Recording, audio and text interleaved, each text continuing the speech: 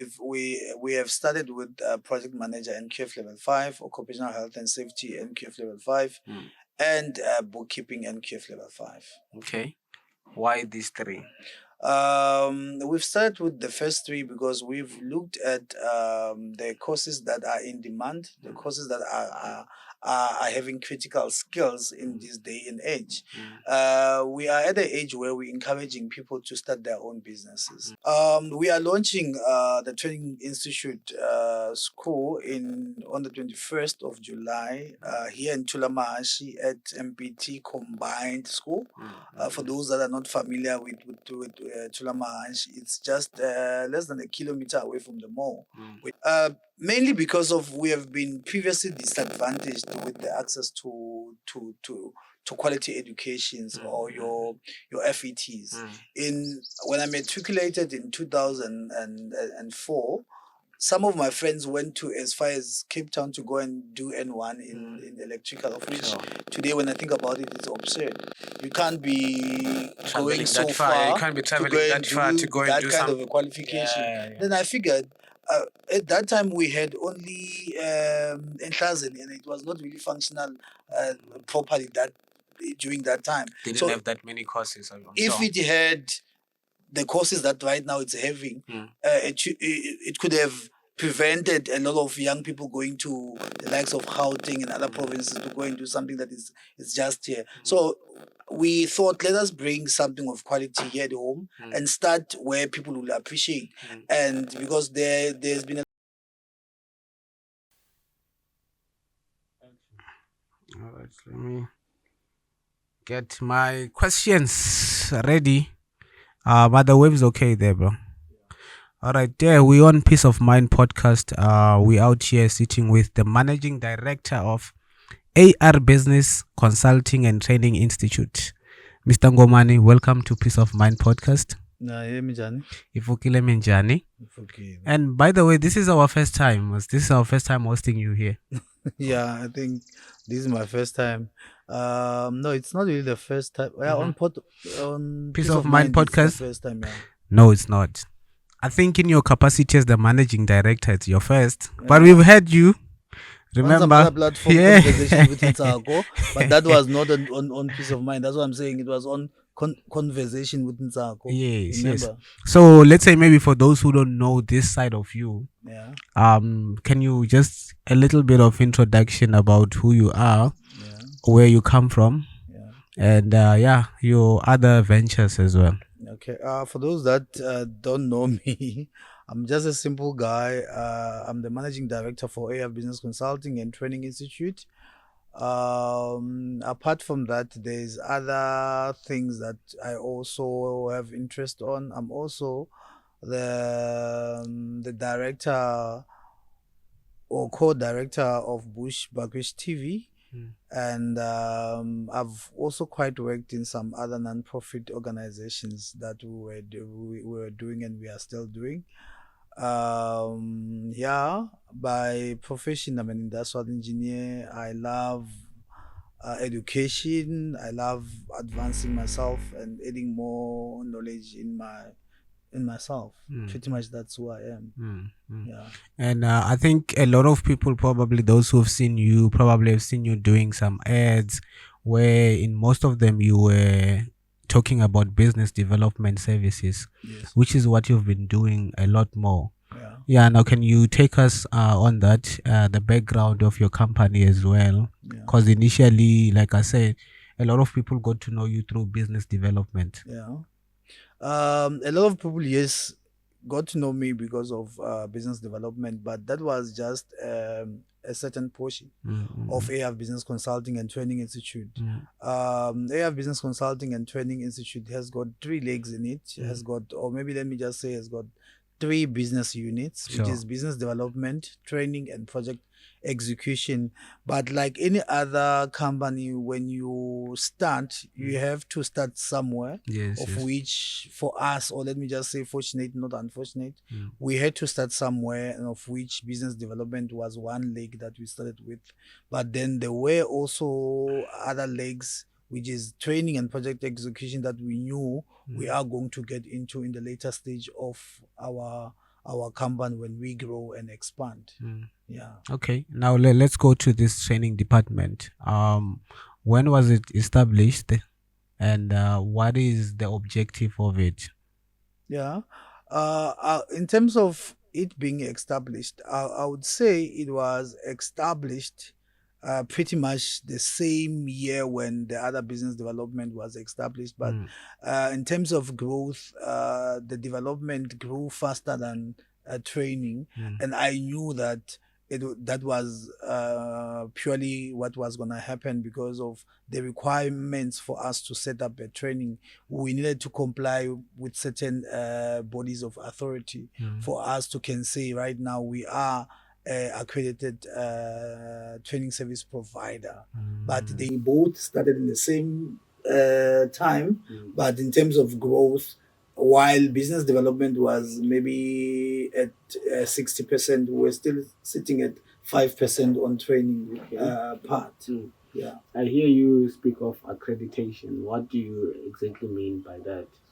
By accreditation, I mean for each and every training service provider, for them to be able to offer certain qualifications, they need to have an association or be registered with a certain council or certain body of authority that gives them the authority to convey those qualifications. Right. Of which, in our side, we started with QCTO, which is our main accreditation body of authority for our occupational qualifications. Okay. And this QCTO thing, how does it work? Does just anybody just go there? And people who don't really know what QCTO is, what QCTO stands for, and who gets to be accredited with QCTO. So can you take us on that one as well? QCTO stands for Quality Council of Trades and Occupation. I'll give an example about Council of Higher Education and Department of Higher Education. They offer qualifications that does not deal with trades or too much practicals on them. Like, for example, our old API schools, which dealt with trades, it's part of FETs. So when we go QCTO, we're talking about the old FETs. So for people who are not really gifted academically on the theory part of the qualifications, QCTO, that is the council that deals with qualifications that combines theory, practical, and work experience. Okay. All in one. So that once people are qualified, they are able to work on their own without not getting a job or a formal job. So they can be able to start their own businesses, like start their own mechanic workshop without not relying on the government. Oh, okay. And then what about this SACA? What is SACA? Is it SACA or SACA? SACA is, when you're not closer that Q, you wanna call it a SCA. It's also another standard of qualification accreditations. Sure. So they develop the qualifications, and it has got something to do with the quality part of the education that needs to be conveyed to that. So there's a set standards that each and every qualifications are measured on. So that's why we call it a SAQA ID. Meaning, if you have a diploma in marketing, it has got its own SAQA ID that is relevant to it, that they've measured it also on. Those SAQA ID numbers, they constitute of other the unit SAQA ID numbers under it. Okay, now I'm getting lost, but I hope the viewers will kind of figure it out as we go on. Yeah. Okay, cool. Let's talk about your company. Which courses are you currently accredited for? For now, we have started with project manager NQF level 5, occupational health and safety NQF level 5, and bookkeeping NQF level 5. Okay, why these three?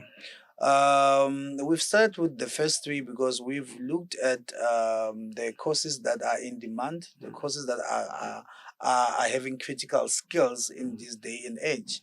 We are at the age where we're encouraging people to start their own businesses. And for you to start your own businesses, if you can't really have a basic of the finances, you cannot really grow your business. I was talking to some other people that I was doing entrepreneurship training and said, if I were to go back to school, I would do accounting as a major as a subject. major subject because Yeah. I find out in my business now I need accounting more than ever for me to grow my business. So hence we looked at which critical qualifications are they relevant in this day and age that would assist these learners to be able to get jobs more easier. Sure. And this qualification needs to be in demand, of Sure. which that's where bookkeeping, OHS and project manager came in handy. And most of those three courses, their skills are transferable. They can work in all industries. There's no industry that does not have a bookkeeper. There's no industry that does not have an OHS officer. There's no industry that does not have a project manager. If you did project management, you can work at a hospital. You can work in the manufacturing industry. You can work in an accounting corporate. You can work at a bank. So these qualifications are not limited to any industry. Unlike our traditional courses that you can only work in a certain department. That's why we chose them. All right. And then let's talk of the duration. If someone is to register or someone is registered for any of the three courses that you mentioned, how long are they going to spend in class and how long are they going to spend, let's say, maybe doing practical work? The minimum amount of time that they need to spend in class, let me just say the maximum is 2 years. But some other learners can do it within a year and 18 months. So it ranges between a year, 18 months and 2 years, depending on how fast can a learner cover most of the work. Because we've got your knowledge modules, we've got your practical modules, we've got your work experience modules. So you cannot do it in less than a year, even if you are that fast. Hence, in most of the qualifications, we can tell you that a minimum time spent on this qualification it's so much. So minimum it's a year, maximum is 2 years. So if you're not submitting your assignments on time, it will take you It can take you close to 2 years or even more than 2 years because you will even fail. You can even still fail after submitting. Sure. So, but if you are doing your work in time, your portfolio of evidence, it's okay. Your summative assessment, it's fine. Your formative assessment is fine. You can do it pretty much between 12 months to 18 months. Okay. And then now let's talk about the launch. I hear that there's going to be a launch on a specific certain day at a specific location. What's going to be happening on that day? We are launching the Training Institute school on the 21st of July here in Tulamahashi at MPT Combined School. For those that are not familiar with Tulamahashi, it's just less than a kilometer away from the mall when you're going to Role. On your first short left, you will be going to MPT Combined School. That is where we will be launching. And that is where we'll be doing our contact classes. Okay. Then online classes, definitely we have our own MIS system platform that will be conducting those. Okay. And then in terms of enrollment, how's the enrollment? And maybe to also add this question, what have been some of the challenges that you've come across since getting this accreditation and prior to the launch? I think in terms of the enrollment, we are not. It took me by surprise in terms of how people received it. Those that have started training institutes before, they will tell you if you have more than 20 group on your first cohort, that is a full-blown college. Mm-hmm. So we are quite pleased with the turnout so far, but we are not closing for those that still wants to join us, because we are left with pretty much a week and few days, so they can still come. So the turnout has been really amazing, but we are still shouting to say, please come and enroll, because we are only starting the classes on the 22nd. The challenges that we have faced, it's most of our young people, they don't really want to have solid qualifications. They wanna they want ready-made kind of qualifications, things that or soft skills, things that they can do a day, 2 weeks, max a week, or if it's that much long, 3 weeks, and of which this is a main major qualification. You can't do it it's not a short course. So, but we are looking into also assisting them, where we give them short courses that will give them skills and knowledge to go and be employable wherever they want to go to. Mm-mm. And then, let's say maybe in terms of the shortfalls, what do you think maybe are some of the things that now prior to the launch you feel like, as the director or the managing director, you feel like maybe you could have done differently?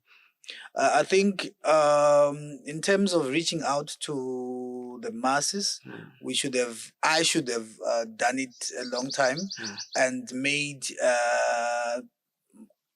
had a clearly communication plan in terms of reaching out to the people, because I feel like people in our surrounding places, like the likes of Lubukanis and whatnot, they really don't know about us. But I should have done it better, where I visit these neighboring villages, so that they are aware that we are there, not by just doing social media only, but to go there in person and have promotions there and talk to the people down there in the ground. That I feel like I should have done it properly, and add some more engagement in terms of the marketing part. Okay.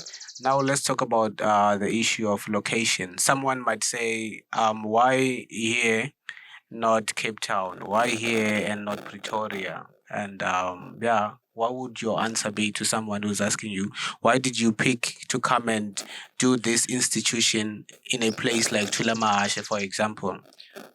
Mainly because of we have been previously disadvantaged with the access to quality educations, or your FETs. In When I matriculated in 2004, some of my friends went to as far as Cape Town to go and do N1 in electrical, of which today, when I think about it, it's absurd.